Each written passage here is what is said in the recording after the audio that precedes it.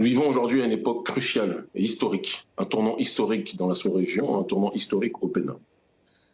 Notre population est confrontée à un problème tripartitionné, un problème lié au terrorisme, parce que suite à l'assassinat de Muammar al-Kadhafi et la déstabilisation du Sahel, la zone du Sahel et l'Afrique de l'Ouest de manière générale ont été embrasées et ont été démobilisées, déstabilisées, détruites, d'accord, bousculées par un terrorisme que certains appellent à juste titre, à mon sens, des attaques sous proxy, d'accord, de mercenaires engagés par des multinationales pour détruire nos populations et s'agglutiner autour des zones où les ressources minières sont importantes sur nos territoires en Afrique de l'Ouest de manière générale et par exemple au Niger ou au Bénin, dans mon pays en particulier.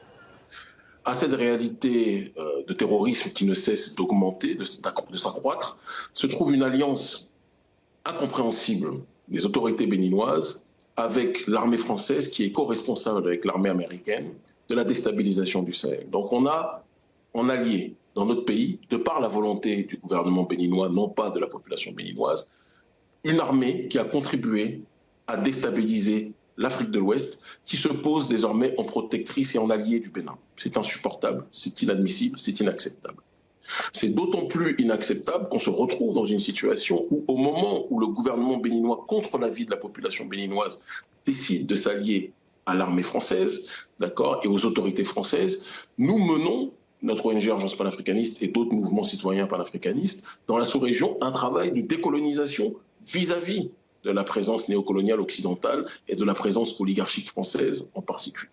Donc on a un gouvernement béninois qui va dans un sens contraire aux aspirations du peuple. Le terrorisme ne cesse de s'accroître, donnant raison à nos propos qui visent à dire que la présence néocoloniale française n'enlève en rien la montée du terrorisme. Au contraire, elle contribue énormément à l'augmenter. Et vous rajoutez à ces facteurs exposés la hausse extrême, spectaculaire des prix de denrées de première nécessité qui crée une situation de vie chère extrême pour des populations béninoises extrêmement précarisées. Donc que ce soit sur le terrain terroriste, ça ne va pas. Sécuritaire in extenso, ça ne va pas. Sur le terrain social, ça ne va pas. Vous rajoutez à ces deux facteurs exposés maintenant la question des prisonniers politiques qui n'ont jamais été aussi nombreux dans notre pays. On a une caporalisation de l'État. Les médias béninois sont pour la plupart achetés par un gouvernement béninois qui tend à vassaliser toutes les entités, toutes les corporations en tant que telles. Et les quelques voix qui osent parler comme la mienne, comme quelques autres, sont évidemment diabolisées par les pouvoirs publics, même si nous sommes massivement soutenus par la population.